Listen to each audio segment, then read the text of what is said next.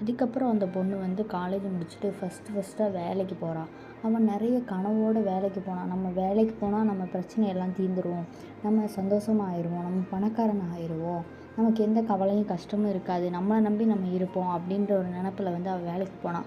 ஆனால் வேலைக்கு போனதுக்கப்புறம் தான் தெரியுது, அவளோட வேலைக்கு போகிற சம்பளம் வந்து அவள் குடும்பத்துக்கே வந்து சரியாக போயிடுது. அதுலேயும் அவங்க அம்மா வந்து அவளுக்கு சேவிங்ஸும் கொஞ்சம் எடுத்து வச்சுருக்காங்க, ஃபேமிலி செலவையும் பார்க்கணும். இதையும் தாண்டி இது வந்து ஒரு போராட்டமாகவே அவளுக்கு ஆயிடுச்சு. இப்போ தான் அந்த பொண்ணுக்கு தெரியுது, நம்மளும் பெருசாகி 4 பேருக்கு உதவி செய்யலான்னு பார்த்தா, ஆனால் நமக்கே உதவி பண்ணுறதுக்கு ஒரு ஆள் வேணும் அப்படின்றத வந்து இப்போ தான் அந்த பொண்ணுக்கு வந்து புரிஞ்சு.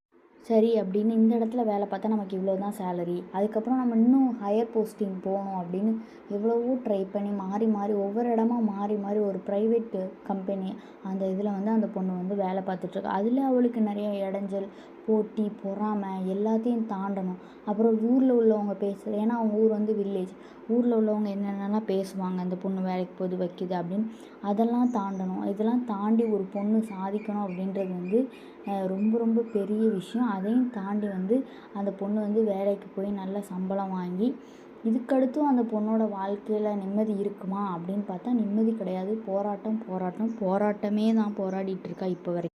அதுக்கப்புறம் அந்த பொண்ணு வந்து வேலை பார்க்குற இடத்துல வந்து ஒருத்தங்களை விரும்பியிருக்காங்க. விரும்பினதுக்கப்புறம் என்னாச்சு அப்படின்னா,